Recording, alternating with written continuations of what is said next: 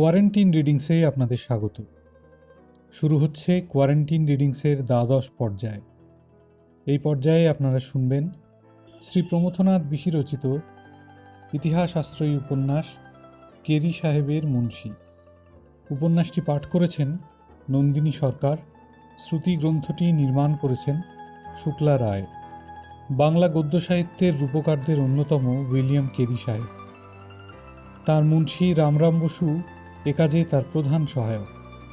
Kerry সাহেবের মুন্সি উপন্যাসের প্রধান চরিত্র এই কেরি সাহেব এবং তার মুন্সি রামরাম বসু। যাদবপুর বিশ্ববিদ্যালয়ের অ্যাক্সেসেবল লাইব্রেরি এবং FSDর যৌথ উদ্যোগে শুরু হচ্ছে শ্রী প্রমথনাথ বিশি রচিত ইতিহাস আশ্রয়ী উপন্যাস কেরি সাহেবের মুন্সি। আজ প্রথম পর্ব।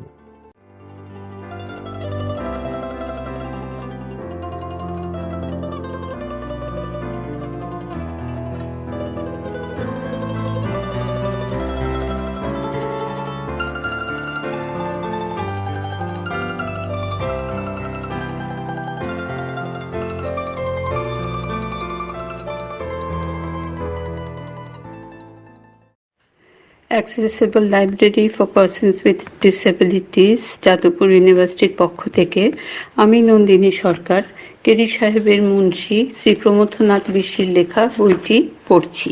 তারপরে লেখা আছে শ্রী দেবেশচন্দ্র রায় প্রীতিভাজন ইস্যু। লেখকের বক্তব্য। বছর 15 আগে রামরাম বসুর জীবন নিয়ে কিছু একটা লিখবার ইচ্ছে হয়। তখন ধারণা ছিল না যে তার ঠিক কি আকার ধারণ করবে। তারপরে বিষয়ের মধ্যে প্রবেশ করে বিস্মিত হয়ে গেলাম। রামরাম বসু প্রসঙ্গে উইলিয়াম কেরিকে পেলাম। বুঝলাম যেসব মহাপ্রাণ ইংরেজ এদেশে এসেছেন, উইলিয়াম কেরি তাদের অগ্রগণ্য। কেরির ধর্মজীবন, ধর্মপ্রচারে আগ্রহ, বাংলা গদ্য সৃষ্টিতে নিষ্ঠা ও অধ্যাবসায় অভিভূত করে দিল আমাকে। তখন ধীরে ধীরে কেরি ও রামরাম বসুকে অবলম্বন করে কাহিনীটি রূপ গ্রহণ করে উঠল। এই কাহিনীকে পাঠক ঐতিহাসিক উপন্যাস বলে গ্রহণ করবেন কিনা জানি না, করলে আমার আপত্তির কারণ নেই। 1793 থেকে 1813 সালের ইতিহাস এর কাঠামো। জ্ঞানত কোথাও ইতিহাসের সত্য থেকে বিচ্যুত হইনি। কেবল একটি বিষয়ে কিছু স্বাধীনতা নিয়েছি, দ্বারকানাথ ঠাকুরের বয়স কিছু বাড়িয়ে দিয়েছি। আর কিছুই নয়, রবীন্দ্রনাথের পিতামহকে কাহিনীর মধ্যে আনবার লোভ সংবরণ করতে পারিনি। ইতিহাসের সত্য ও ইতিহাসের সম্ভাবনা ঐতিহাসিক উপন্যাসকারের উপাদান। ইতিহাসের সত্য অবিচল, তাকে বিকৃত করা চলে না। ইতিহাসের সম্ভাবনায় কিছু স্বাধীনতা আছে লেখকের। সত্যের অপব্যবহার করিনি, সম্ভাবনার যথাসাধ্য সদ্ব্যবহার করতে চেষ্টা করেছি। 2 শ্রেণীর নরনারীর চরিত্র আছে উপন্যাসখানায়, ঐতিহাসিক আর ইতিহাসের সম্ভাবনা সঞ্জাত। কেরি, রামরাম বসু, মৃত্যুঞ্জয় বিদ্যালঙ্কার, টমাস, রামমোহন, রাধাকান্ত দেব প্রভৃতি ঐতিহাসিক চরিত্র। রেশমি, টুস্কি, ফুলকি, জন স্মিথ, লিসা, মতি রায় প্রভৃতি ইতিহাসের সম্ভাবনা সঞ্জাত, অর্থাৎ এসব নরনারী তৎকালে এই রকমটি হতো বলে বিশ্বাস। এখানে যেমন কিছু স্বাধীনতা আছে, তেমনি ভুলের সম্ভাবনাও বর্তমান। ভুল না করে স্বাধীনতার সুযোগ গ্রহণে লেখকের ক্ষমতার পরিচয় পাওয়া যায়। এই ক্ষেত্রে ক্ষমতা কতটা প্রকাশ পেয়েছে জানি না। পাত্রপাত্রীর উক্তিকে লেখকের মন্তব্য বলে গ্রহণ করা উচিত নয়। সেসব উক্তি পাত্রপাত্রীর চরিত্রের সীমানার মধ্যেই সত্য। তাদের সত্যের সাধারণ রূপ বলে গ্রহণ করলে লেখকের প্রতি অবিচার করা হয়। বলা বাহুল্য, কোনো ধর্ম, কোনো সম্প্রদায় বা কোনো ঐতিহাসিক ব্যক্তিকে আঘাত দেওয়ার উদ্দেশ্য এই গ্রন্থের নয়। তার চেয়ে উচ্চতর আকাঙ্ক্ষা পোষণ করে লেখক। একটা সুনির্দিষ্ট ঐতিহাসিক পর্বের কয়েকটি বিশেষ নরনারীর সুখ দুঃখের লীলাকে অবলম্বন করে নির্বিশেষ মানব সমাজের সুখ দুঃখের লীলাকে অঙ্কন লেখকের উদ্দেশ্য। সে উদ্দেশ্য সফল হয়েছে এমন দাবি করি না, কিন্তু উদ্দেশ্য ছাড়া আর কিছু নয়। আরও একটা কথা বুঝলাম বিষয়ে প্রবেশ করে আর কাহিনীটি লিখতে গিয়ে। কলকাতা শহরের প্রাচীন অংশের প্রত্যেক পথঘাট, অট্টালিকা, উদ্যান, প্রত্যেক ইষ্টকখণ্ড বিচিত্র কাহিনী রসে অভিষিক্ত। এই শহরের একটি বিশিষ্ট ব্যক্তিত্ব আছে, যা ভারতের প্রাচীন শহরগুলোর ব্যক্তিত্ব থেকে স্বতন্ত্র। ভারতের প্রাচীন ও নবীন যুগের সীমান্তে অবস্থিত এই শহর। এর অনেক ত্রুটি সত্ত্বেও না ভালোবেসে পারা যায় না একে, কারণ এ আমার সমকালীন। সমকালীনতার দাবি এ শহরের সকলের প্রতি। কেরি সাহেবের মুন্সিরও ওই দাবি, ততোধিক কোনো ঐশ্বর্য এর কাছে আছে মনে হয় না। অলমিতি প্রো। পৃষ্ঠা 1, কেরি সাহেবের মুন্সি, প্রথম খণ্ড। পৃষ্ঠা 2 ব্ল্যাঙ্ক। পৃষ্ঠা 3 প্রথম অধ্যায়, চাঁদপাল ঘাট। চাঁদপাল ঘাট 1393 সালের 11ই নভেম্বর। ওপারের জনশূন্য বাবলাবনের দিগন্তে হেমন্তের সূর্য ডোববার মুখে। এতক্ষণ ঘাট প্রায় জনশূন্য ছিল। ক্রমে ক্রমে লোকজন জড়ো হতে লাগলো, সেই সঙ্গে গাড়ি ঘোড়াও। বিলাতি জাহাজ এসে পৌঁছনো একটা মস্ত ঘটনা। আজ পৌঁছবে ডেনমার্ক জাহাজ প্রিন্সেস মারিয়া। ক্রমবর্ধমান জনতার একান্তে নিম গাছের তলে দাঁড়িয়ে দুজন লোক। একজন লম্বা ছিপছিপে, দাড়িগোঁফ কামানো, কথা বলবার সময় কপালে অনেকগুলো রেখা জাগে। অপরজন বেটে, শক্ত নিরেট দেহ, ঘাড়ে গর্দানে এক। লম্বা লোকটি বলল, পার্বতী ভায়া, তোমাকে কেন চটি পায়ে আর নামাবলি গায়ে আসতে বলেছিলাম বুঝতে পারলে কি? না বসুজা, সত্যি কথা বলতে কি পারিনি। তুমি বললে তাই এই বেশে এলাম। এ কি ঘাটে আসবার পোশাক? তারপর ভাবলাম এসব বিষয়ে বসুজা আমার চেয়ে বেশি বোঝে, তাই আর আপত্তি করলাম না। ভালোই করেছ। এই পাদ্রীগুলোর স্বভাব কি জানো? যারা দূরে থাকে তাদের ওপর বেশি টান। তুমি কোট পাতলুন পরো, খানা খাও, খ্রিস্টান হও, 2 দিন পরে আর পৌঁছবে না। আর তা না করে যদি চটি, চাদর, নামাবলি শিখা বজায় রাখো, একটু অংবং করে 2টো সংস্কৃত মন্ত্র রাওড়াও, তোমার পিছু পিছু ঘুরে বেড়াবে। সে তো তোমাকে দেখেই বুঝতে পারছি। চেম্বার্স সাহেবের মুন্সিগিরি করলে কত বছর, তারপর টমাস ডাক্তারের সঙ্গে ঘুরলে আরও কত বছর, কিন্তু না উঠলো গায়ে কাটা পোশাক, না খেলে অখাদ্য কুখাদ্য। অথচ তোমার উপরই দেখি সবচেয়ে বেশি টান। কেন এমন হয় বলতে পারো? পৃষ্ঠা 4। সেই ওদের বাইবেলের নিষিদ্ধ ফলের গল্প আর কি। নিষিদ্ধ বলেই টানের অন্ত নেই। জাহাজ ঘাটায় পৌঁছবার বিলম্ব সয় না। টমাস সাহেবের চিঠির পর চিঠি, মুন্সিজি জাহাজ ঘাটে হাজির থাকবে। কিন্তু আবার এই বুড়ো পার্বতী ব্রাহ্মণকে কেন? তোমার ব্রাহ্মণত্বেই যে তোমার দাম। একটা ব্রাহ্মণকে খ্রিস্টান করতে পারলে 1000টা শূদ্রকে খ্রিস্টান করবার ফল পাওয়া যায়। কিন্তু একটা শূদ্রকেই বা খ্রিস্টান করতে পারলে কই? আচ্ছা বসুজা, খ্রিস্টান হবার জন্য তোমার উপর চাপ দেয় না? দেয় না আবার? তবে আবার কি? টমাস সাহেবকে বলি, সাহেব, খ্রিস্টান হয়ে খ্রিস্ট ধর্ম প্রচার করব, এ আর বেশি কি? কিন্তু খ্রিস্টান নই, অথচ খ্রিস্ট ধর্ম প্রচার করছি, এর প্রভাবটা একবার ভেবে দেখো। সাহেব বলল, ঠিক হয়। তখন তুমি কি বললে? আমি কিছুই বললাম না। সাহেবকে ডোমতলার এক জুয়োর আড্ডায় নিয়ে গেলাম। পরদিন সর্বস্ব খুইয়ে সাহেব বলল, মুন্সিজি, জুয়োর আড্ডা নরক। আমি বলি, তার বলতে? তারপর সাহেব বলল, টাকা কড়ি হচ্ছে ওয়েজেস অফ সিন। আমি বলি, সেই জন্য এগুলো নরকে গিয়েছে। যা হোক সাহেব, এখন তো বেশ হালকা হয়েছ, এবার স্বর্গে যাও। একেবারে মরতে বললে? আরে না, ইশারায় গির্জায় যেতে বললাম। তাছাড়া ও যে মরলে স্বর্গে যাবে তা কে বলল? মনটি বড় সরল। শুধু সরল মনের জোরে সবাই যদি স্বর্গে যেতে পারত, তাহলে স্থানাভাবে সেখানে যে অন্ধকূপ হত্যার পালা হতো। এবার আবার কাকে সঙ্গে আনছে? শুনছি কেরি নামে এক পাদ্রীকে। একা রামে রক্ষা নাই, সুগ্রীব দোসর। শুধু সুগ্রীব নয়, সঙ্গে কুমার অঙ্গদ, তারা, নীল, নল অনেকেই আছে। সপরিবারে এদেশেই থাকবে মনে হচ্ছে। পৃষ্ঠা 5। শুধু থাকবে কেন, বাইবেল তর্জমা করবে, অন্ধকার দূর করবে, প্রভু যিশুর করুণা বৃষ্টি করবে। অমনি সঙ্গে কিছুর উপর বৃষ্টি করবে? অবশ্যই করবে। চেম্বার্স সাহেবকে আমি এক সময় বাইবেল তর্জমায় সাহায্য করতাম। সাহেব বেশ দরাজ হাতের লোক।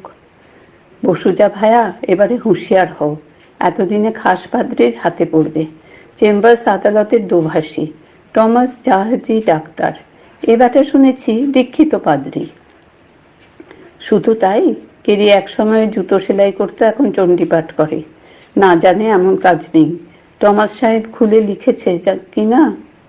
এমন সময় তাদের কানে গেল কে যেন গুনগুন করে গান করছে, কলকাতা কা বাবু লোক করে কাম বেহদ, দিন মে খাতা গঙ্গা পানি, রাত মে খাতা মদ। কে? আব্রাহাম নাকি? সেলাম বোস সাহেব, আব্রাহামই বটে। আব্রাহাম ও রামরাম বসু দুজনেই ডিঙা ভাঙা অঞ্চলের অধিবাসী, পরস্পরকে বেশ চেনে।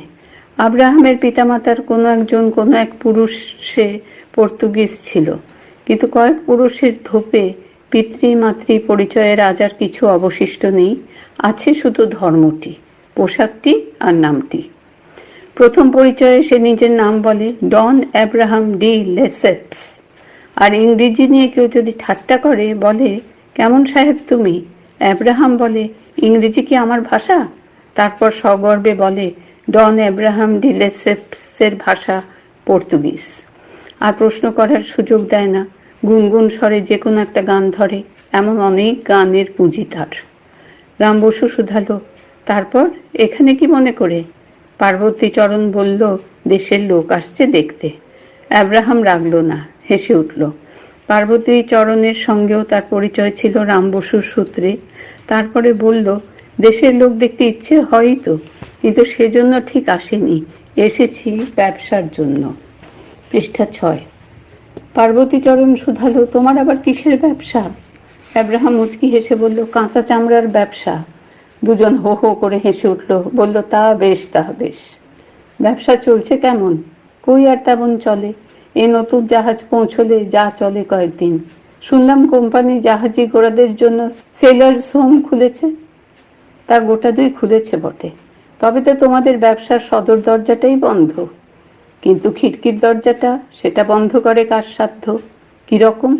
আগে ডাঙায় নামলে খদ্দের জোগাড় হতো, এখন জাহাজ থেকে করতে হয়। তফাতেই খাটুনি বেড়েছে, ভয় বেড়েছে, তেমনি দরও বেড়েছে। অতিরিক্ত পয়সা দিয়ে মুড়ে গোড়া খালাসি আমার মুনাফার হাত দেয় কে? কাঁচা চামড়ার ব্যবসায়ের অন্ধি সন্ধি জানবার ঔৎসুক্য জানালো দুজনে। আব্রাহাম শুরু করলো, তবে শুনুন, সেদিন এলো উইলিয়াম অ্যান্ড মেরি জাহাজ। আগে হলে সরাসরি জাহাজে গিয়ে চড়তাম, কিন্তু এখন তা হবার উপায় নেই, পাস লাগে। কি করি? একখানা ডিঙি নিয়ে গেলাম জাহাজের কাছে, কাপ্তেনকে সেলাম করে শুধালাম, হুজুর, জন টমসন বলে কোনো যাত্রী এসেছে? কাপ্তেন বলল, না, ও নামে কোনো যাত্রী নেই। তখন আপন মনেই যেন বললাম, তাই তো, বড় মুশকিল হলো, এখন কি করি? তারপর আবার কাপ্তেনকে বললাম, একবার হুকুম হলে জাহাজে জিজ্ঞাসাবাদ করে দেখি কেউ জন টমসনের পাত্তা জানে কিনা। এমন তো হতে পারে জাহাজ ছাড়বার আগে কেউ তাকে দেখেছে। উত্তর হলো, বেশ তো, এসে খোঁজ করো না, দেখো জলে পড়ে যেও না যেন। অমনি তুরুক করে জাহাজে লাফিয়ে উঠে জাহাজে গোড়াদের মধ্যে ঢুকে পড়লাম। তারপর রতনে রতন চেনে ওদের বুঝিয়ে বললাম, সেলার্স হোমে কত তকলিফ, কত কড়া আইন, রাত 9টার পরে বাইরে বেরোতে দেয় না, আর আমার ঠিকানায় যদি যাও তবে যা চাও তাই পাবে, ধুম ফুর্তি, চার্জ নামমাত্র। পৃষ্ঠা 7। সবাই একসঙ্গে বলে উঠল, তোমার ঠিকানা বলো। ঠিকানা আবার কি? আব্রাহামের কুঠি, লাল বাজার বা ফ্ল্যাগ স্ট্রিট বললে কুকুরটা অবধি পথ দেখিয়ে দেবে। খদ্দের ঠিক করে নেমে এলাম। রামরাম বসু শুধালো, তারপর কি হলো বলো, ওরা গিয়েছিল তোমার কুঠিতে? সে প্রশ্নের উত্তর না দিয়ে আব্রাহাম বলে উঠল, ওই যে জাহাজ দেখা দিয়েছে। চললাম হুজুর, বহুত বহুত সেলাম। এই বলে সে একখানা ডিঙির উদ্দেশ্যে ছুটল। রামরাম বসু ও পার্বতী ব্রাহ্মণ দেখল, সত্যই প্রিন্সেস মারিয়া মাঝগঙ্গায় নোঙর করেছে। এবারে পাল গুটোবার আয়োজন করছে। এতক্ষণ কথাবার্তায় মগ্ন ছিল বলে কিছু দেখতে পায়নি। ঘাটের দিকে তাকিয়ে দেখল, ইতিমধ্যে সমস্ত স্থানটা তানজাম, পালকি, সেডান চেয়ার, ল্যান্ডো, বগি, ব্রাউনবেরি, ফিটন প্রভৃতি বিচিত্র যানবাহনে ভরে উঠেছে। অধিকাংশ গাড়ি খালি, সওয়ারি ধরতে এসেছে। অনেক সাহেব মেম এসেছে আত্মীয় স্বজনকে অভ্যর্থনা করতে। নানা ভাষার কৌতূহল গুঞ্জনে ঘাটটা মুখর। রাম বসু ভাবছে, তাই তো, স্মিথ সাহেব এখনো এলো না, ব্যাপারখানা কি? পৃষ্ঠা 7। অধ্যায় 2, চাঁদপাল ঘাটে। Hello Munshi, good evening mister Smith. Smith বলল, তোমরা এসেছো, ভালোই হয়েছে। মিস্টার চেম্বার্স তোমাদের ঘাটে উপস্থিত থাকতে বলেছিল। ডক্টর কেরি তোমাকে দেখবার জন্য খুব ব্যস্ত হয়ে পড়েছে। রাম বসু বলল, তোমাকে না দেখে আমিও ব্যস্ত হয়ে পড়েছিলাম। হ্যাঁ, আমার আর একটু আগে আসা উচিত ছিল। রাম বসু ইংরেজি পড়তে বলতে লিখতে শিখেছিল। যখন যেমন প্রয়োজন ইংরেজি বা বাংলা ব্যবহার করত। এখন ইংরেজিতেই কথা হলো। পৃষ্ঠা 8। মিস্টার চেম্বার্স সুপ্রিম কোর্টের ফার্সি দোভাষী, কলকাতার সাহেব মহলে বিখ্যাত। লোকটা টমাসের বন্ধুও বটে। খ্রিস্ট ধর্ম প্রচারেও তার অসীম আগ্রহ। স্মিথ ও কেরির মধ্যে সে যোগাযোগ করে দিয়েছিল। স্থির হয়েছিল যে টমাস ও সপরিবার কেরি স্মিথের আতিথ্য গ্রহণ করবে। স্মিথ ধনী ব্যবসায়ী, বেরিয়াল গ্রাউন্ড রোডে বাড়ি। স্মিথের আসতে বিলম্ব হবার সত্যই কারণ আছে। আজ তার শিকার করতে যাওয়ার কথা। এমন সময়ে তার পিতা জর্জ বলল, জন, শিকারে নাই গেলে? আমি সুস্থ বোধ করছি না, তুমি জাহাজ ঘাটে গিয়ে মান্য অতিথিদের নিয়ে এসো। জন বলল, সে কি বাবা, শিকারে বেরোবো সব ঠিক, এমন সময়ে? বুড়ো জর্জ বলল, তাই তো, তাহলে আমাকেই যেতে হচ্ছে দেখছি। তখন জনের ভগ্নী লিজা বলল, যাও জন, যাও, আখেরে ভালো হবে। কি ভালোটা দেখলে? চোখ থাকলে তুমিও দেখতে পেতে। কলকাতায় অবিবাহিত যুবকদের গির্জেয় যাওয়ার এত আগ্রহ কেন? কেন তুমিই বলো, জানো না? ভাবি বধূ সংগ্রহ। সে আগ্রহ কি একতরফা? নিশ্চয়ই নয়। সেই জন্য তো আমি কখনো গির্জেয় যেতে ভুলি নে। কিন্তু জাহাজঘাট তো গির্জে নয়, তার চেয়েও বেশি। অবিবাহিত যুবতী পাকড়াও করবার আশাতেই ওখানে ভিড় জমে। আমার সেরকম আগ্রহ নেই। তবে তোমার ভাগ্যে খিদিরপুর অ্যাসাইলামে যাচাই করা লেখা আছে। এখন খিদিরপুর অ্যাসাইলামের ভয়েই হোক আর কর্তব্য বুদ্ধিতেই হোক, জন শিকারে গেল না, জাহাজঘাটে এলো। এই তার বিলম্বের আসল কারণ। রাম বসু বলল, মিস্টার জন, এর সঙ্গে তোমার পরিচয় নেই। এতক্ষণ পরিচয় করিয়ে দেওয়া উচিত ছিল। এর নাম পার্বতী ব্রাহ্মণ, হিন্দু শাস্ত্রে মহাপণ্ডিত ব্যক্তি। আমার বন্ধু টমাস ও চেম্বার্সের সঙ্গে দীর্ঘকালের পরিচয়। পৃষ্ঠা 9। বড় আনন্দের কথা, ওই ডিঙিখানায় বোধহয় ওরা আসছে। এই বলে স্মিথ অগ্রসর হলো। রাম বসু ও পার্বতী দেখল, হ্যাঁ, তারাই বটে, সন্দেহ নেই।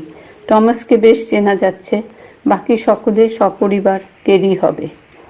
ওহে পার্বতী ভায়া, এ যে এক গোষ্ঠী, দেশে ভাত জোটে না। আহা, চটো কেন? আমাদের ভাত অমনি খাবে না। যেমন আমাদের ভাত খাবে, তেমনি আলো বিতরণ করবে। রাম ভায়া, তুমি কি সত্যি ওদের পাত্রীভাবে বিশ্বাস করো? পাগল, রাম বসু কিছুতেই বিশ্বাস করে না, আবার কিছুতেই তার অবিশ্বাস নেই। সমস্ত সংস্কার গুলে পান করে সে নীলকণ্ঠ হয়ে বসে আছে। নীলকণ্ঠ তা বলে লালকণ্ঠ বলাই উচিত। সাধারণত ওই বস্তুটার রং লাল হয়েই থাকে, বলে পার্বতীচরণ। বাপরে, কি পেল্লায় টাক! কোথায় কপালের শেষ আর কোথায় টাকের শুরু ঠিক করে কোন শালা। না ভাই, আমার মনে হচ্ছে ওর কপালটা ঠেলতে ঠেলতে ব্রহ্মতালু অবধি উঠেছে। যাই বলো, দরাজ কপালে ব্যক্তি। হ্যাঁ, অদৃষ্ট পরীক্ষা করতে আসছে, দেখা যাবে কত বড় কপাল। বলা বাহুল্য, এ কপাল প্রশস্তির লক্ষ্যস্থল স্বয়ং পাদ্রী কেরি। ডিঙিখানা খুব কাছে এসে পড়েছে। ওই বেটি বোধহয় কেরির স্ত্রী। একেবারে বুড়ি যে, পুষিয়ে নিয়েছে ওই ছুকরিকে দিয়ে। খাসা দেখতে ভায়া। বোন নাকি? বোনই, তবে মনে হচ্ছে গৃহিণীর। নইলে এত যত্নে 7 সমুদ্র পারে নিয়ে আসে না। বোনই হোক আর শালিই হোক, স্মিথ দেরি করে এসেও ঠকবে না। রাম বসু বলল, দেখেছ আমার কথা সত্যি কিনা? স্মিথের একবার আগ্রহ দেখো, নৌকোয় লাফিয়ে উঠবে নাকি? দেখো দেখো, পড়েছে কাদায়। সত্যই ভাটার কাদায় স্মিথ খানিকটা লাঞ্ছিত হলো। পৃষ্ঠা 10। রাম ভায়া, চলো এগিয়ে যাই। পাগল নাকি? ওইসব হাঙ্গামার মধ্যে কখনো যেতে আছে? আগে শক্ত ডাঙায় পা দিক, তখন গিয়ে সরফরাজি করা যাবে। তাছাড়া যারা 10,000 মাইল পার হয়ে এলো, তারাই 10 গজও পার হতে পারবে। আমাদের সাহায্যের দরকার হবে না। ইতিমধ্যে সাহেব বিবির দল শুকনো ডাঙায় এসে নামলো। যাদের আত্মীয় স্বজন এসেছে তারা বাড়ির গাড়িতে রওনা হয়ে গেল। যাদের কেউ নেই তারা গাড়িতে উঠে বলল, বাড়া পোচখানা। কোচম্যান ও পালকির বাহকের দল শব্দটার সঙ্গে খুব পরিচিত। তারা জানে যে বাড়া পোচখানা বলতে বড় হোটেলে নিয়ে যেতে হয়। কোনো যুবতীকে অবিবাহিত অর্থাৎ বেওয়ারিশ মনে হওয়া মাত্র যুবকের দল তাকে ছেঁকে ঘিরে ধরছে। একজন যুবক কেরির ডিঙির দিকে অগ্রসর হচ্ছিল, কিন্তু তার আগে স্মিথের আধিপত্য প্রতিষ্ঠিত হয়েছে দেখে ফিরে অন্যত্র গেল। পরীক্ষা বেষ্টিত কলকাতার শ্বেতাঙ্গ সমাজ ডিচার্স নামে পরিচিত। ডিচার্সগণের আর কোনো অভাব নেই, ওই একটি অভাব ছাড়া। তারা চিরন্তন নারী মনন্তরে অভিশপ্ত।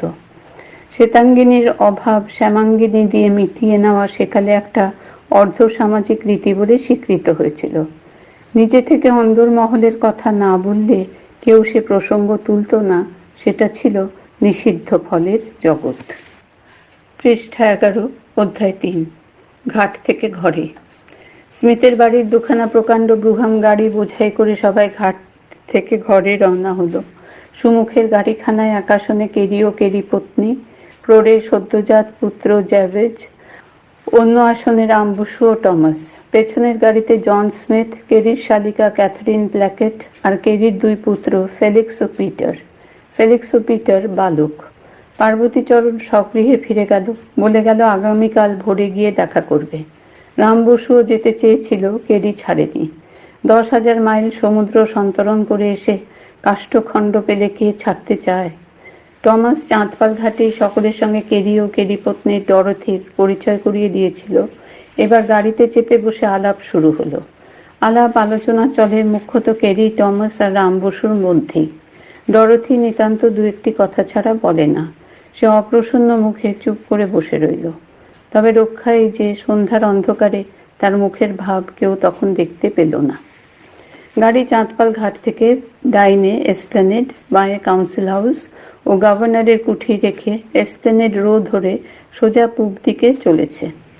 আগে পিছে চলেছে এমন অনেক গাড়ি, অনেক রকমের। প্রত্যেক গাড়ির আগে মশালচি ছুটছে, মশালের আলোয় অন্ধকার ঘুচিয়ে।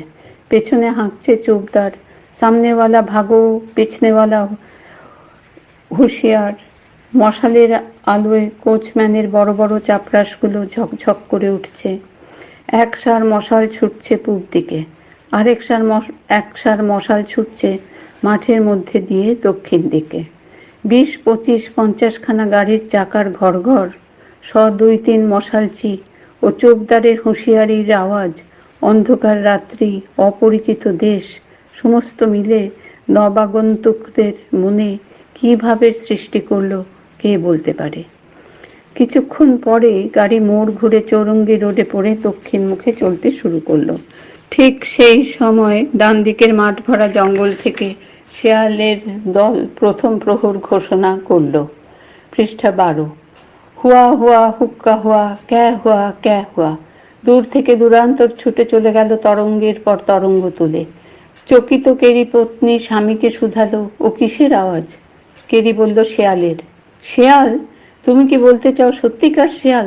তুমি নিশ্চিত জানো ওগুলো নেকড়ে নয়? কেরি হেসে বলল, অত্যন্ত নিশ্চিত। কেরি পত্নীকে নিশ্চিন্ত করবার উদ্দেশ্যে টমাস বলল, ওগুলো খুব নিরীহ জানোয়ার, কত দেখতে পাবে বেরিয়াল গ্রাউন্ড রোডে। হোয়াট? কোথায়? টমাস বলল, যেখানে আমরা তোমাকে নিয়ে যাচ্ছি, বেরিয়াল গ্রাউন্ড। তার বাক্য সমাপ্ত হবার আগেই ডরথি চাপা তর্জন করে উঠল, বলল, বিল, তোমার মনে শেষে এই ছিল? বিদেশে এনে আমাকে বেরিয়াল গ্রাউন্ডে নিয়ে চলেছ? ডিয়ার, তুমি ব্রাদার টমাসের বাক্য পুরোপুরি না শুনে ভয় পাচ্ছ। বেরিয়াল গ্রাউন্ড নয়, বেরিয়াল গ্রাউন্ড রোড একটা রাস্তার নাম। টমাস বলল, সেখানেই বহু ধনী লোকের বাস, অবশ্য কাছেই একটা বেরিয়াল গ্রাউন্ডও আছে বটে। তাই বলো, তারা সব শয়তানের প্রতিবেশী। এই বলে ডরথি নিতান্ত অপ্রসন্ন মুখে শালখানা গায়ের উপর টেনে নিয়ে চুপ করে রইল। পত্নীর ব্যবহারে লজ্জিত কেরি কথার মোড় ঘোরাবার আশায় রাম বসুকে জিজ্ঞাসা করল, মিস্টার মুন্সি, এই মশালগুলো বুঝি পথ আলো করবার জন্যই? ঠিক ধরেছ ডক্টর কেরি। জঙ্গলের ভিতর দিয়ে ওই যে ওদিকে মশাল চলেছে, ওটা কোন দিক? ওটা দক্ষিণ দিক। আমরা কোন দিকে যাচ্ছি? আমরাও দক্ষিণ দিয়ে চলেছি। ও দুটো রাস্তা প্রায় সমান্তরাল, মাঝখানে মস্ত একটা মাঠ আর জঙ্গল। ও রাস্তাটা গিয়েছে কোন পাড়ায়? পৃষ্ঠা 13। ও রাস্তায় প্রথমে পড়ে খিদিরপুর, তারপরে আছে গার্ডেন রিচ, সেটা ঠিক গঙ্গার ধারে, আর ভিতরের দিকে আছে আলিপুর। আর এই রাস্তাটা ভবানীপুর রসাপাগলা হয়ে গিয়েছে কালীঘাট। কলিগট মজার নাম। সেখানে কি আছে? কালীমাতার মন্দির, জাগ্রত, মানে all powerful goddess. Ram Basu পাদ্রীদের একমাত্র ভরসাস্থল। তার মুখে কালীর প্রশংসা কেরির ভালো লাগলো না। বলল, মিস্টার মুন্সি, তোমাদের দেশ বড় পৌত্তলিক। রাম বসু বলল, সাহেব তোমরা এসেছো আর ভাবনা নেই। টমাস শ্রোত সাহেব বলল, ঠিক কথা। তারপর কেরির উদ্দেশ্যে বলল, কেমন, আমি বলেছিলাম না? কেরি বলল, তা বটে। মিস্টার মুন্সি, ব্রাদার টমাসের মুখে তোমার সব কথা আমি শুনেছি। আমি জানি যে আত্মীয় স্বজনের ভয়েই তুমি সত্য ধর্ম গ্রহণে নিরস্ত আছো। সে কথা আর বলতে। এবারে দেখো না সাহেব, তুমি ঝাড়ে বংশে এসেছো, এবারে আমিও ঝাড়ে বংশে গিয়ে গির্জেই উঠব। মনে মনে বলল, মা কালী, কিছু মনে করো না, অসুরগুলোর কাছে এরকম বলতে হয়। তুমিও তো মা অসুর বধের সময় সরল পন্থা অবলম্বন করনি। যাই হোক মা, অপরাধ নিও না। আগামী অমাবস্যায় গিয়ে ভালো করে পুজো দিয়ে আসবো। কি ভাবছো মুন্সি? প্রভু যিশুর সম্বন্ধে একটা গীত রচনা করেছিলাম, সেটা মনে করবার চেষ্টা করছি। সত্যি? এসব বিষয় কি মিথ্যা বলা সম্ভব? কই, কি গীত? কাছে নেই, যত শীঘ্র সম্ভব এনে দেখাবো। মিস্টার মুন্সি, তোমাকে না হলে আমার চলবেই না। আজ থেকেই তোমাকে আমার মুন্সি নিযুক্ত করলাম। এখন মাসিক 20 টাকার বেশি দেবার আমার সাধ্য নেই। পৃষ্ঠা 14। রাম বসু বলল, সাহেব, ধর্মকার্যে টাকা তুচ্ছ, এ তো হিঁদুদের মতো কথা নয়। সাহেব, কি আর বলবো, আমি ইতিমধ্যে আধা খ্রিস্টান হয়ে গিয়েছি। টমাস বলল, তুমি এদেশে খ্রিস্টান ধর্মের ভোরের পাখি। রাম বসু মনে মনে বলল, কি কুকুরো নাকি? তিনজনের মধ্যে কথাবার্তা বাংলা ভাষাতেই চলছিল। কেরি বিলাত থেকে আসবার সময় জাহাজে টমাসের কাছে বাংলা পড়তে, লিখতে ও বলতে শিখেছিল। তবু এখনো তার মুখের আড় ভাঙেনি। কথাগুলো বেঁকে চুরে যায়, ঠিক শব্দটি ভাবের মুখে আসে না। কুয়াশার মধ্যে যেমন মানুষ দেখা যায় অথচ চেনা যায় না, কেরির মুখের বাংলা ভাষার চেহারা অনেকটা তেমনি। তবে রাম বসু দীর্ঘকাল সাহেবের মুখের বাংলার সঙ্গে পরিচিত। কেরির বাংলা বুঝতে তার কষ্ট হলো না। টমাস বাংলা পড়তে, লিখতে ও বলতে বেশ পারে, প্রায় শিক্ষিত বাঙালির মতোই, কিন্তু সাধারণের পক্ষে কেরির বাংলা এখনো অবুদ্ধ। দ্বিতীয় গাড়ির আরোহীদের মধ্যে নিতান্ত বালক ও শিশুবাদে প্রাপ্তবয়স্ক জন স্মিথ ও ক্যাথারিন প্ল্যাকেট। তাদের মধ্যে যে আলাপ চলছিল তা চিত্তাকর্ষক হলেও যে ধর্ম সংক্রান্ত নয়, তদ্বিষয়ে একটি তথ্যই যথেষ্ট। মিস্টার স্মিথ ও মিস প্ল্যাকেট এখন পরস্পরের কাছে জন ও কেটি। এই জাতীয় পরিবর্তন এত দ্রুত সচরাচর ঘটে না সত্য, কিন্তু যেখানে ভিড় বেশি, আসন অল্প, সেখানে সাধারণ নিয়ম খাটে না। অনেক সময় অশোভন ব্যস্ততায় চেয়ারে রুমাল বেঁধে আপন সত্য চিহ্নিত করে রাখতে হয়। কেটি বলছিল, জন, তোমাদের রাস্তার নামটি খুব রোম্যান্টিক, ব্যারিয়াল গ্রাউন্ড রোড। জন বলছিল, আর কাছেই আছে প্রকাণ্ড সুন্দ্রিবন, কাল বিকেলে তোমাকে বেড়াতে নিয়ে যাব। কেটি বার দুই জিভ দিয়ে সুন্দ্রি শব্দটি নেড়ে চেড়ে দেখলে, না, না হলো আয়ত্ত শব্দটি, না হলো আয়ত্ত অর্থ। সে শুধু হলো, জন, সুন্দ্রিবন কি বোন? কখনো তো শুনিনি। ওর অনুবাদ করলে দাঁড়ায় ফরেস্ট অফ বিউটিফুল উইমেন। ও বোন এদেশ ছাড়া নেই। পৃষ্ঠা 15। কৃত্রিম বিস্ময়ের সঙ্গে কেটি বলল, বলো কি, এদেশ ছাড়া নেই? তাই বুঝি তুমি এদেশ ছাড়তে চাও না? সর্বনাশ, এখন কি আর স্বদেশের কাউকে তোমার মনে ধরবে? দেখা যাক, সত্যিকাল যাবে তো? সত্যি নিয়ে গেলে সত্যি যাব। তারপর কেটি আপন মনে গুনগুন করে গান শুরু করলো, under the greenwood tree who loves to lie with me. সে বিষয়ে কি তোমার সন্দেহ আছে কেটি? এমন সময় অদূরে একসঙ্গে কতগুলো বন্দুকের আওয়াজ হলো। কেটি শুধালো, ও কি? বন্দুকের আওয়াজ? নেটিভ পাড়ায় ডাকাত তাড়াচ্ছে। ডাকাতও আছে নাকি? তবে তো শেরউড ফরেস্ট হয়ে উঠলই তো। এমনকি রবিন হুড ও মেড ম্যারিয়ানেরও অভাব হবে না। মিসেস কেরি শুধালো, ডক্টর টমাস, ও কিসের শব্দ? টমাস বুঝেছিল যে ডাকাত বলে মিসেস কেরি এখনই হাউমাউ করে উঠবে, তাই সে বলল, ও কিছু নয়। নেটিভ পাড়ায় উৎসব হচ্ছে তারই ঘটা। গাড়ি মোড় বেঁকে বেরিয়াল গ্রাউন্ড রোডে ঢুকলো এবং কিছুক্ষণ পরেই জর্জ স্মিথের ফটকওয়ালা বাড়ির প্রকাণ্ড হাতার মধ্যে প্রবেশ করলো। জর্জ স্মিথ মান্য অতিথিদের অভ্যর্থনার আয়োজনে ত্রুটি করেনি। রোশনাইয়ের ব্যবস্থা হয়েছে দরাজ হাতে। বাড়ির গাড়ি বারান্দার কাছে দুদিকে সারিবদ্ধ শতাধিক দাসদাসী, খানসামা, সরকার, খিদমতগার, সর্দার বেয়ারা, বাবুর্চি, আবদার, আয়া, দরওয়ান, সহিস, মালি, ম্যাথর, ম্যাথরানি, ভিস্তি, চাপরাশি, ধোবি, রোজি, চোপদার, হুকাবর্দার প্রভৃতি ধোপদুরস্ত পোশাকে সসম্ভ্রমে দণ্ডায়মান। বারান্দার উপরে বৃদ্ধ জর্জ স্মিথ ও কন্যা Miss Elizabeth Smith. George Smith বিপত্নিক। গাড়ি থামবা মাত্র শতাধিক দাসদাসী আভূমি নত হয়ে সেলাম করল। জর্জ কেরিকে হাত ধরে নামালো। Elizabeth Mrs কেরিকে নামালো। দ্বিতীয় গাড়ির আরোহীরা নামলে সকলে মিলে ড্রয়িং রুমে প্রবেশ করল। পৃষ্ঠা 16। রামরাম বসু কলকাতার শ্বেত সমাজের রীতিনীতির সঙ্গে পরিচিত। সে জানে তার মতো লোকের অধিকার ঘাট থেকে ঘর পর্যন্ত, ঘরের মধ্যে নয়। সে কেরিকে বলল, ডক্টর কেরি, আমি এখন চললাম, কাল সকালে আসব। কেরি বলল, মিস্টার মুন্সি অবশ্য আসবে। অতিথির নিমন্ত্রিত ব্যক্তির প্রতি ভদ্রতা করা উচিত মনে করে জজ বলল, মিস্টার মুন্সি অবশ্য আসবে। এরা কাল সকালে যখন নগর ভ্রমণে বেরোবে তখন তোমাকে সঙ্গে থাকতে হবে। এই নগর সম্বন্ধে তোমার মতো ওয়াকিবহাল আমরা নই। গ্রামবসু উভয়কে সেলাম করে প্রস্থান করল। সাপার শেষ করে শুতে যাওয়ার আগে জনকে একান্তে পেয়ে এলিজাবেথ বলল, কি জন, ঘাটে না গেলে ঠকতে মনে হচ্ছে? জন বলল, আমারও তাই মনে হচ্ছে। দেখলে তো, শিকার কেবল বনেই মেলে না, না নদীতেও মেলে। এটি কি গোল্ডফিশ না মারমেড? ওদের কিছুই নয়, এটি হচ্ছে মেড মেরিয়ান। ইতিমধ্যে নামকরণ হয়ে গিয়েছে ইউ লাকি ডগ। দুই ভাই বোন হেসে উঠল। যৌবনে হাসির ঢেউ অকারণে আসে, অযাচিতভাবে আসে। বার্ধক্যে এক আধটা ঢেউয়ের দেখা মেলে না কেন? যৌবন বহির্মুখী, বার্ধক্য অন্তর্মুখী, তাই কি? পৃষ্ঠা 17। অধ্যায় 4। ওটা কি সত্যকার বাঘ? অনেক রাতে ঠেলা খেয়ে কেরি সাহেব জেগে উঠল। দেখল যে পত্নী পাশে দাঁড়িয়ে ভয়ে কাঁপছে। কেরি শুধালো, ডরথি, কি হয়েছে? ডরথি নীরব, দেহ ভয়ে কম্পমান। হঠাৎ অসুখ বিসুখ হয়েছে আশঙ্কায় কেরি উঠে দাঁড়িয়ে পত্নীকে চৌকির উপর বসালো। জিজ্ঞাসা করলো, কি হয়েছে বলো তো? কি হয়েছে শুনতে পাচ্ছ না? এতক্ষণে ডরথির বাকস্ফূর্তি হলো। কি শুনবো? ওই যে বাইরে গর্জন, কি যেন ডাকছে। এবারে কেরি সত্যই শুনতে পেল বাইরে কোনো একটা জন্তুর গর্জন।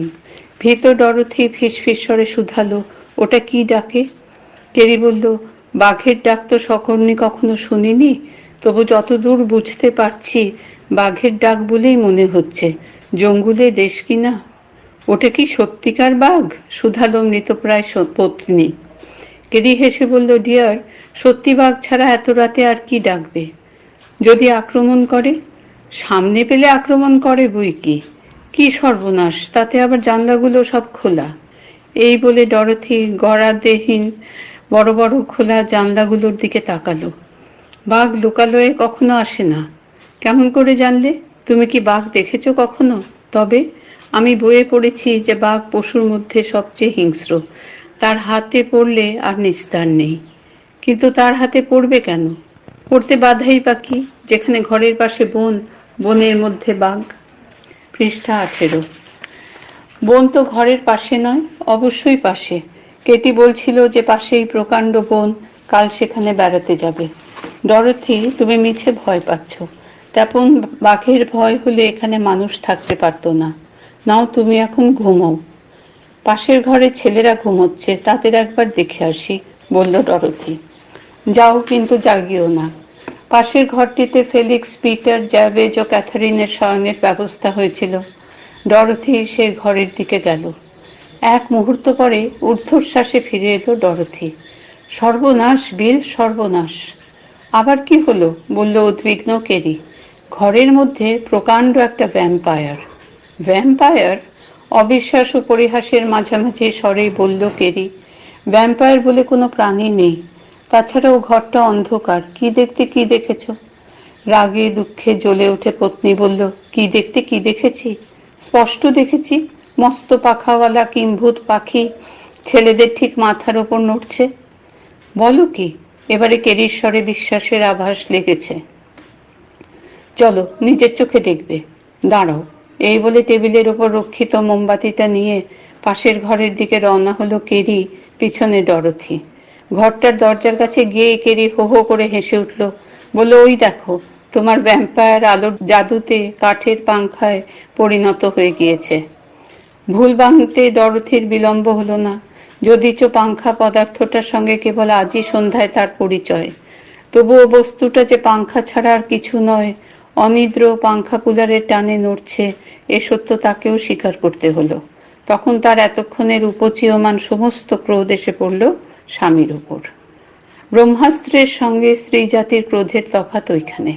নিক্ষিপ্ত ব্রহ্মাস্ত্র স্বর্গ মর্ত রসাতল খুঁজে লক্ষ্য না পেলে ফিরে এসে আঘাত করে ও স্ত্রীকে, আর স্ত্রী জাতির লক্ষ্যভ্রষ্ট ক্রোধ এসে পড়ে স্বামীর ঘাড়ে। পৃষ্ঠা 19। কিন্তু সত্যই তফাৎ আছে কি? স্বামী স্ত্রী যে অভিন্ন সত্তা, অভিন্ন সত্তা বটে, কিন্তু ভিন্ন মুখ। পত্নী চন্দ্রের চিরোজ্জ্বল মুখ, স্বামীর মুখটা চিরন্তন নিষ্প্রভ। ডরথি শয্যায় এসে বসে পড়ল, আর সঙ্গে সঙ্গে ক্রোধের বাষ্প প্রভূত অশ্রুতে ঝরতে শুরু হলো। আমার এমনই কপাল যে তোমার মতো লোকের হাতে পড়েছিলাম, নইলে এমন দেশে কেউ আসে যেখানে ঘরের পাশে বাঘ ডাকে আর ঘরের মধ্যে ভ্যাম্পায়ার উড়ে বেড়ায়? কিন্তু ডিয়ার, সচক্ষে তো দেখলে ওটা ভ্যাম্পায়ার নয়, পাংখা। কিন্তু ধরো যদি ভ্যাম্পায়ার হতো? ভ্যাম্পায়ার বলে কিছু নেই, আমি বলছি অবশ্যই আছে। অপরিচিত দেশের সব রহস্য কি তুমি জানো? আর তাছাড়া যে দেশে বাঘের ডাকে ঘুম ভেঙে যায়, সে দেশে জান প্রাণ কতক্ষণ নিরাপদ? আচ্ছা, ভ্যাম্পায়ার না থাকুক, বাঘ তো আছে, কে অস্বীকার করছে? পারলে করতে, বলতে যে শেয়াল ডাকছে। সে কথা মিথ্যা নয়, শেয়াল আর বাঘ কাছাকাছি থাকে। তবে? যেন ওই তবে বলাতে ডরথির জয় হলো, যেন তর্কটাই ওখানে চূড়ান্ত হয়ে গেল। তাই সে এবারে প্রসঙ্গ উল্টে বলল, আগামী মেলেই ছেলেদের আর কেটিকে নিয়ে আমি দেশে চলে যাব। এই হিদেনের দেশে একদণ্ড থাকবো না। কিন্তু ডিয়ার, ভুলে গেলে কেন যে হিদেনের সত্য ধর্মে দীক্ষিত করবার উদ্দেশ্যেই আমরা এখানে এসেছি। আমরা নয়, বলো আমি এসেছি। তুমি সত্য ধর্মে দীক্ষা দাও, আমরা ফিরে যাব। আগে আপত্তি করলে না হয় না আসতাম, কিন্তু এখন তো। কেরির বাক্য শেষ হবার আগেই ডরথি চিৎকার করে উঠল, 100 বার আপত্তি করেছিলাম। তখন আমাকে হাত করতে না পেরে ফিলেক্স পিটার আর কেটিকে হাত করে নিয়েই তো আমাকে আসতে বাধ্য করলে। পৃষ্ঠা 20।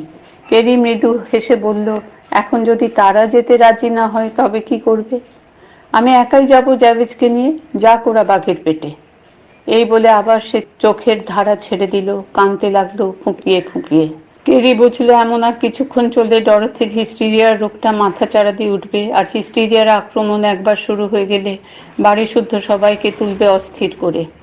নতুন জায়গায় প্রথম রাতেই সেটা হবে লজ্জার চরম। তখন সে নরম হয়ে বলল, ডরথি ডিয়ার, এখন ঘুমো, ফেরবার কথা ভেবে দেখব। তুমি যা বললে তার মধ্যে অনেক সার কথা, ভাববার কথা আছে। স্নেহময় বাক্যে ডরথির মন অনেকটা নরম হলো, ঝড় থামলো, কিন্তু ঝড়ের দোলা থামতে চায় না। সে শুয়ে পড়ে ফুপিয়ে ফুপিয়ে কাঁদতে লাগলো এবং কখন এক সময় নিজের অজ্ঞাতসারে ঘুমিয়ে পড়ল। কেরি পত্নীকে ভালোভাবেই চিনত, জানতো যে তার চিন্তায় ও কাজে দৃঢ়তা বলে কিছু নেই। সমস্ত বিষয় শেষ পর্যন্ত সে স্বামীর উপর নির্ভরশীল। তবে মাঝে মাঝে ঝোঁকের মাথায় ও হিস্টিরিয়ার প্রকোপে এক একটা সংকট সৃষ্টি করে বসা ডরথির স্বভাব। কোনো রকমে সেটা কাটিয়ে দিতে পারলেই আবার সে এসে পড়ে স্বামীর মুঠোর মধ্যে। কেরি বুঝল দীর্ঘ সমুদ্রযাত্রার অস্বাভাবিক জীবনের প্রতিক্রিয়ায় আজ রাত্রে দেখা দিয়েছিল এইরকম একটা সংকট। তবে সেটা বড় রকম অনর্থ ঘটাবার আগেই গেল কেটে। পত্নীর কাছে তর্কের বেলায় হেরে কাজের বেলায় যেতে যে স্বামী, তাকেই বলে বুদ্ধিমান। পৃষ্ঠা 21, অধ্যায় 5, কলকাতা দর্শন। ব্রেকফাস্টের পর সকলে ড্রয়িং রুমে অপেক্ষা করছে, এমন সময় রামরাম বসু ও পার্বতী ব্রাহ্মণ এসে পৌঁছল। কেরি বলল, মিস্টার মুন্সি, তোমাদের জন্যই আমরা অপেক্ষা করছিলাম, চলো শহর দেখতে বের হব। রামরাম বসু বলল, চলুন, আমরা তৈরি। গাড়ি বারান্দায় দুখানা ব্রুহ্যাম অপেক্ষা করছিল। প্রথম খানায় উঠল কেরি পত্নী ডক্টর টমাস, রামরাম বসু ও পার্বতী ব্রাহ্মণ। দ্বিতীয় খানায় উঠল Miss Blackett, Miss Smith, Felix Carey ও জন স্মিথ। পিটার ও জ্যাভেজ বাড়িতেই রইল। প্রথমে এলিজাবেথ যেতে চায়নি, কিন্তু ক্যাথারিন কিছুতেই ছাড়ল না, অগত্যা সে রাজি হলো। কেটি বলল, যাবে না কেন? তুমি সঙ্গে থাকলে বেশ কথাবার্তা বলা যাবে। লিজা বলল, তাতে জন বোধহয় খুশি হবে না, কি বলো জন? জন বলল, সে কি কথা, তিনজন না হলে কি আলাপ জমে? লিজা বলল, আলাপ নানা রকমের। যেমন? এই ধরো প্রেমালাপ। ইউ নটি গার্ল। কথাটা কেটি শুনতে পায়নি, শুধুলো মিস্টার স্মিথ কি বলছে। পাছে এলিজাবেথ একটা অদ্ভুত কিছু বলে বসে, তাই জন তাড়াতাড়ি বলে উঠল, না না, এমন কিছু নয়, ও কেন যাবে না তাই জিজ্ঞাসা করছিলাম। এলিজাবেথ বলল, জন তুমি যখন বলছো যাচ্ছি, কিন্তু ফ্লাই ইন দি অয়েন্টমেন্ট না হয়ে থাকি সে দেখা যাবে। এখন চলো তো। গাড়ি দুখানা ফটক থেকে বেরিয়ে বেরিয়াল গ্রাউন্ড রোড ধরে চৌরঙ্গির দিকে চলল। পৃষ্ঠা 22। যে শহরে জীবনের শ্রেষ্ঠ 41 বৎসর কাটবে, সেই কলকাতা তার বৈচিত্র্য ও অভিনবত্ব নিয়ে কেরির চোখে হেমন্ত প্রভাতের স্নিগ্ধ আলোয় এই প্রথম উদ্ভাসিত হলো। বেরিয়াল গ্রাউন্ড রোডের দুদিকে প্রকাণ্ড হাতাওয়ালা বড় বড় সব বাড়ি, অধিকাংশ বাড়ি একতলা, তবে বাড়ির সংখ্যা বেশি নয়, বড়জোর 10-12টা হবে। চৌরঙ্গি রোডে গাড়ি পৌঁছতেই মিসেস কেরি সবিস্ময়ে জিজ্ঞাসা করল, ও কি, ওই লোকটা অমন করে রাস্তার উপর গড়াচ্ছে কেন? সকলে দেখল সত্যই একটা লোক একবার রাস্তার উপর শটান উপুর হয়ে শুয়ে পড়ছে, আবার উঠে দাঁড়িয়ে কি যেন বিড়বিড় করে বলছে, তারপর আবার আগের মতোই উপুর হয়ে শুয়ে পড়ে সুমুখে হাত বাড়িয়ে পথের উপর দাগ কাটছে। কেরি পত্নী বলল, লোকটা বোধহয় পাগল, গায়ে তো বস্ত্র নেই দেখছি। রামরাম বসু বলল, না মিসেস কেরি, লোকটা মোটেই পাগল নয়, ও চলেছে কালীঘাটের মন্দিরে। কোনো কারণে এইভাবে কালী মন্দিরে যাওয়ার প্রতিজ্ঞা করেছিল, এখন সেই প্রতিশ্রুতি রক্ষা করছে। ও কত দূর থেকে আসছে? ওর গ্রাম থেকে হয়তো 20-30 মাইল হবে, হয়তো আরো বেশি হবে। এ যদি পাগলামি না হয় তবে পাগলামি আর কি? পার্বতী বলল, আমরা ওর আচরণকে ধর্ম বলে মনে করি। মিসেস কেরি অপ্রসন্ন মুখে বলল, ঘোর কুসংস্কার। পাদ্রী টমাস বলল, এবারে ডক্টর কেরি এসে পৌঁছেছে, এখন ওসব দূর হয়ে যাবে। কেরি প্রসঙ্গ ঘুরিয়ে দেবার উদ্দেশ্যে শুধালো, ওই দিঘিটার নাম কি? বেরিয়াল গ্রাউন্ড রোডে ও চৌরঙ্গি রোডের মোড়ে একটা বড় দিঘি সবাই দেখল। টমাস বলল, ওটার এখনো কোনো নামকরণ হয়নি, সবে 2 বছর তৈরি হয়েছে, সবাই এখনো নিউ ট্যাঙ্ক বা নাই তালাও বলে। কি বলো বসু? রাম বসু বলল, হ্যাঁ, ওই নামেই চলছে। আর ওই যে ছোট রাস্তাটা ডান হাতে বেরিয়ে গেছে, ওটার নাম ঝাঁঝরি তালাও রোড। পৃষ্ঠা 23। কেরি বার 2 উচ্চারণ করলো, তালাও তালাও। বলল, আচ্ছা, তলাও মানে কি? তলাও মানে ট্যাঙ্ক, বলল একসঙ্গে পার্বতী চরণ, রাম বসু ও টমাস। ওই রাস্তাটার উপরে ঝাঁঝরি বা ল্যাটিস ওয়ার্ক ঘেরা একটা তালাও আছে, তাই থেকে রাস্তাটার নাম হয়েছে ঝাঁঝরি তালাও রোড। কেরি বলল, রাস্তার পশ্চিমে আগাগোড়া জঙ্গল দেখছি। রাম বসু বলল, ওই জঙ্গলের মাঝে মাঝে আছে বড় বড় সব জলা, আর তার চারদিকে নলখাগড়ার বন। টমাস বলল, এখন তো জঙ্গল বা প্রায় শেষ হয়ে এসেছে, 10 বছর আগে যা দেখেছি। এর চেয়েও বেশি ছিল নাকি? বেশি। ওয়ারেন হেস্টিংস ওখানে হাতি নিয়ে বাঘ শিকারে আসতো। বাঘ? শব্দে মিসেস কেরি কান খাড়া করল। কেরি দেখল সমূহ বিপদ। সে বুঝেছিল বাঘ জন্তুটার চেয়ে বাঘ শব্দটা কম মারাত্মক হবে না মিসেস কেরির কাছে। প্রসঙ্গান্তরে যাওয়ার আশায় শুধালো, এখানে নিশ্চয় নয়? টমাস বলল, না, ঠিক এখানে নয়, আর একটু দক্ষিণে বিজিতলাও বলে সে জায়গাটাকে। রাম বসু তো কেরির রাত্রির অভিজ্ঞতা জানে না, পাছে বাঘের আশঙ্কায় ঘাটতি পড়ে দেশের গৌরব কমে, তাই বলল, অতদিনের কথায় কাজ কি? এই সেদিন আমরা দিনের বেলায় খিদিরপুরে নালার কাছে বাঘের মুখে পড়েছিলাম, কেমন না পার্বতী দাদা? বাঘ বলে বাঘ, সারা অঙ্গে কালো কালো ডোরা কাটা, মনে পড়লে এখনো গা শিউরে ওঠে। এই বলে পার্বতী একবার নড়ে চড়ে বসল। কেরি ভাবল, যেখানে বাঘের ভয় সেখানেই সন্ধ্যা গম ঘটে। মিসেস কেরি স্বামীর দিকে তাকে ধিক্কারের সুরে বলল, ভালো দেশে এনেছো। এমন সময় একটা হাতি দেখে কেরি ভাবলো, যাক, হাতিতে আজ রক্ষা করলো বাঘের হাত থেকে। কেরি বলল, ওই দেখো। 24। সকলে দেখতে পেল গজেন্দ্র গমনে প্রকাণ্ড এক হাতি চলেছে, কাঁধের উপরে তার মাহু, তার পিছনে জন, 2-3 বর্ষাধারী পাইক। কিন্তু কেরি আজ এত সহজে রক্ষা পাবে না। মিসেস কেরি উদ্বিগ্নভাবে বলল, বাঘ শিকারে চলেছে বুঝি? টমাস ব্যাপারটা অনুমান করতে পেরেছিল, তাই বলল, না না, এদিকে বাঘ কোথায়? আরো 2-4টে থাকলেও তারা মানুষ খায় না। কেন, সবাই বাইবেল পড়েছে বুঝি? পত্নীর এবং বিধ অখ্রিস্টানোচিত উক্তিতে মর্মাহত কেরি প্রমাদ গুনল। রামরাম বসু মনে মনে বলল, বাঘগুলো এখনো বাইবেল পড়েনি, তাই রক্ষা। রাস্তার দুপাশে বরাবর কাঁচা নালা, মাঝে মাঝে যেখানে বেশি জল জমেছিল সেখানে এখনো জল শুকোয়নি। জলে অনেক দিনের অনেক রকম আবর্জনা পচে দুর্গন্ধ উঠছে। যেখানে আবর্জনার স্তূপ বেশি সেখানে কুকুরে, শালিকে, কাকে টানাটানি শুরু করেছে। এমন সময় উৎকট পচা গন্ধে সকলে সচকিত হয়ে উঠল, কিন্তু অধিক সন্ধান করতে হলো না। একটা মৃত অর্ধভুক্ত নরদেহ আড়াআড়ি ভাবে রাস্তার উপরে শায়িত। গোটা 4-5 বিভৎস শকুনি মাংস ছিঁড়ছে। গাড়ির চাকার শব্দে তারা উড়ে নালার ওপারে গিয়ে বসল। এতক্ষণ গোটা 2 কুকুর শকুনের পাখা সাপটের ভয়ে কাছে ঘেঁষতে পারছিল না। সুযোগ বুঝে এবারে তারা মৃতদেহের ওপরে গিয়ে পড়ল।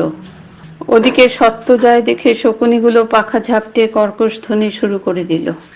বাঘের আশঙ্কায় কেরি পত্নী ভয় পেয়েছিল মাত্র, কিন্তু এ দৃশ্যে তার এমন জুগুপ্সা উপজাত হলো যে নাকে চোখে রুমাল ঢাকা দিয়ে গাড়ির পিঠদানিতে মুখ গুজল।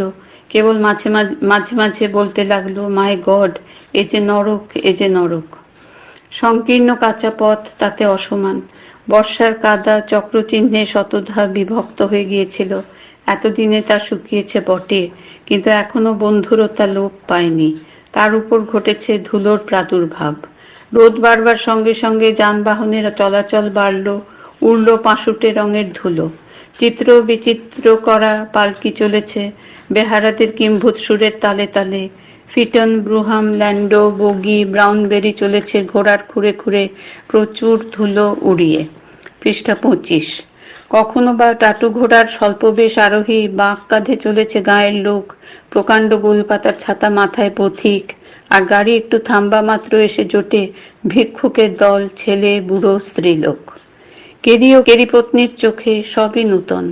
কেরি ভাবে, এই তো সত্য ধর্ম প্রচারের উপযুক্ত স্থান। কেরি পত্নী ভাবে, একগুয়ে স্বামীর হাতে পড়ে সভ্য জগতের বাইরে এসেছি, পাশেই সে ভয়াবহ স্থান নরক। ওই সুন্দর বাড়িটা কার? শুধায় কেরি।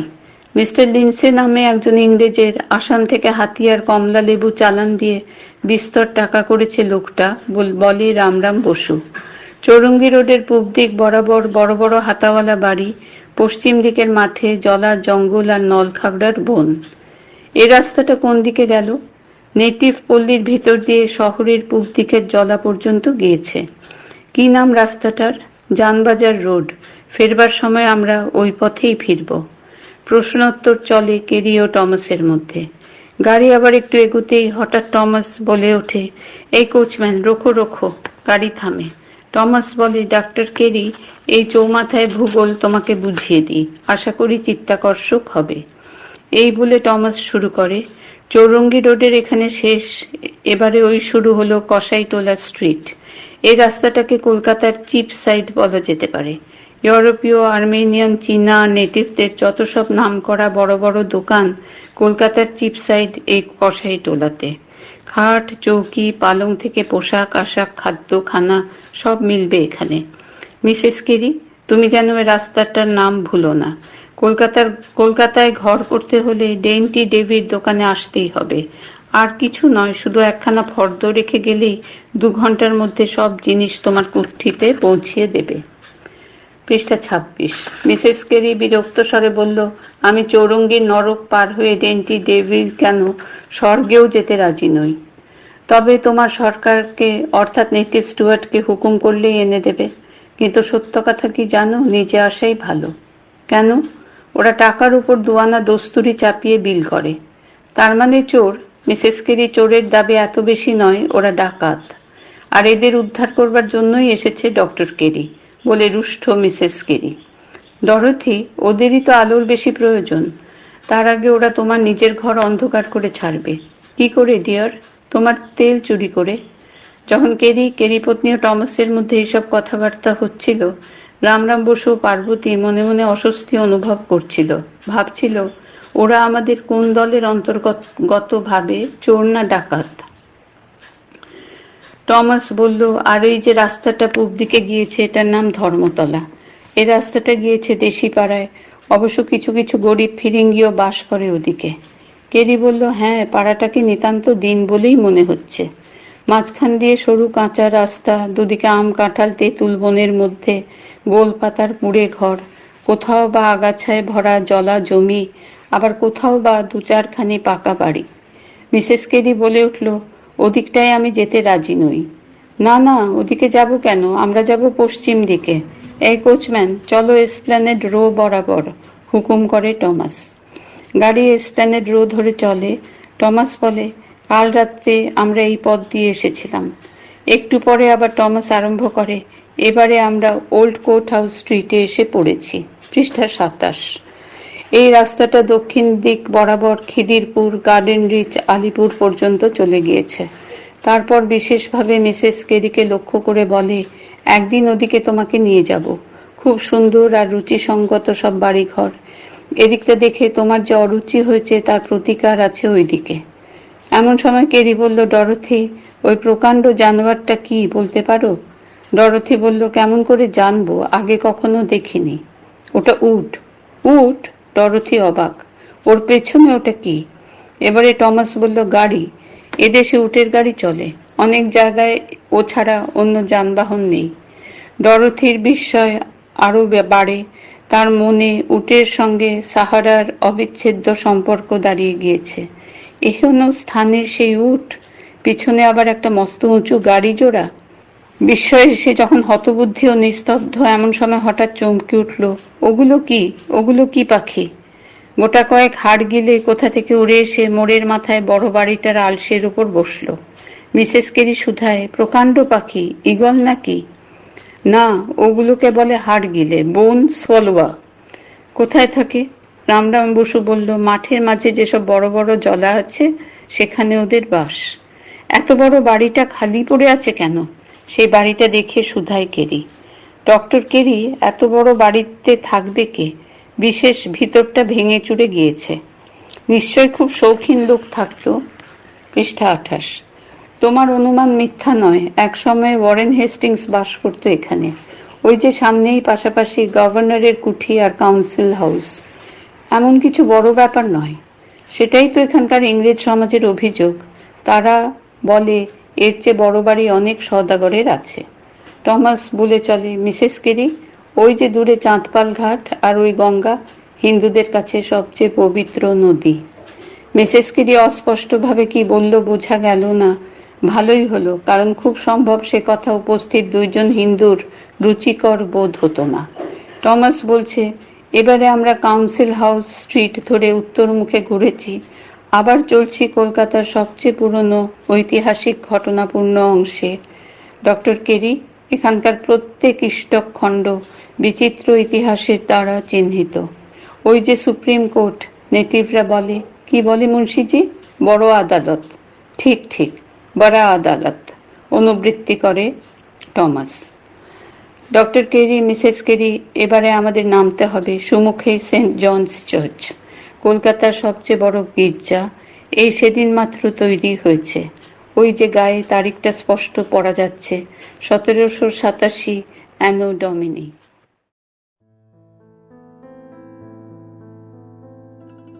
শুনছিলেন শ্রী প্রমথনাথ বিশি রচিত কেরি সাহেবের মুন্সি উপন্যাসটির আজকের পর্ব। গ্রন্থ পাঠে নন্দিনী সরকার, শ্রুতিগ্রন্থ নির্মাণে শুক্লা রায়। কোয়ারেন্টিন রিডিংস আপনাদের কেমন লাগছে তা আমাদের জানাতে আপনারা আমাদেরকে ইমেল করতে পারেন info.fsdju@gmail.com এই ইমেল আইডিতে।